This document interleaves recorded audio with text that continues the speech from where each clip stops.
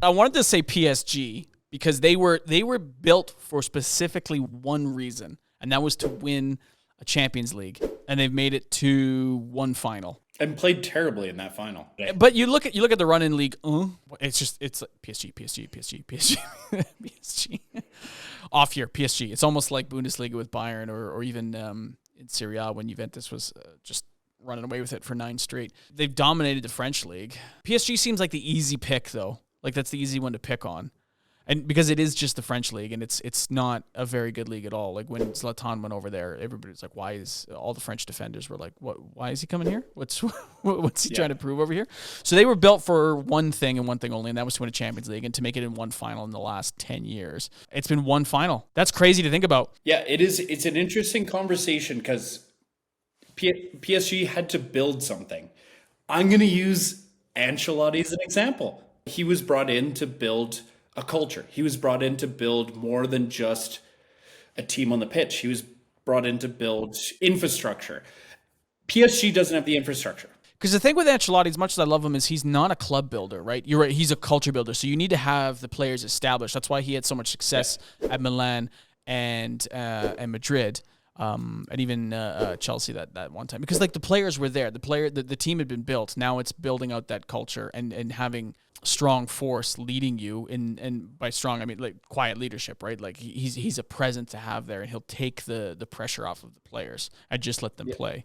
Yeah, the second PSG got bought, the first manager they brought in was Ancelotti, and again, exactly. Yeah, first thing you stated too was he was dealt an impossible task of building culture and trying to bring in players. It's not an impossible task. There's managers that can do that can build the club and the culture. But Ancelotti's not that guy, as much as I love him. Yeah. Right? Like, he isn't your team builder, like I said. So that was like a poor decision. And I think he was just a big name grab then when they were bought.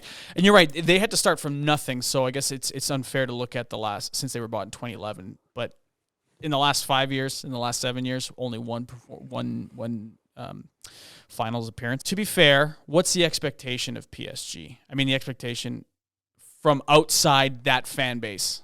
PSG sold it when they brought in Donnarumma, Sergio Ramos, when they brought in Messi. They sold it as, this is our year, and fell very short of it that year. I think it's a disappointment, especially when you look at the cash behind what they could have spent, what they could have done.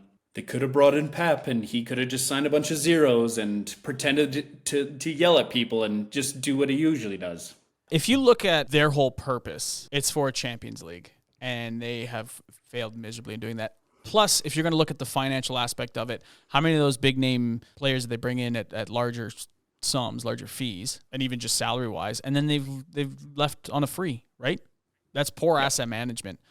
It's a bit of a shirt show, but they have endless pockets over there, right? It's Qatar. They'll just keep paying for whatever, and they don't care if people leave on freeze. So if you look at it from that aspect, again, if you're looking at it from an outside perspective, if you're not a PSG fan, I don't think there's a lot of expectation there. So to call them the most disappointing team, not really, because for me personally, I look at it and I've never really been a believer in PSG can win the Champions League. Part of that is because of the league they play in. So you're looking at teams that they're going up against week in and week out, and the quality just isn't there compared to what you're going to be facing in Europe. And have they ever really successfully dealt with adversity or disappointment like that, right? You'd think after the 1-0 loss in that one final, they'd come back a little bit stronger, but they didn't. They really didn't. So they couldn't handle it. And again, it's players like Neymar, right? I don't think Neymar handles adversity very well. And if he's kind of the guy that was leading. Yeah, can I toss something in the mix? Doesn't that happen when you just continually switch coaches? No culture, no adversity, lost the room. Yep. Yeah, when the players start running the clubhouse. Yep, and then you just have a new coach every year, and the players get comfortable and all that jazz. That kind of sounds like Man U. Sounds like Chelsea. Sounds like Chelsea to me. Again, yeah, not wrong.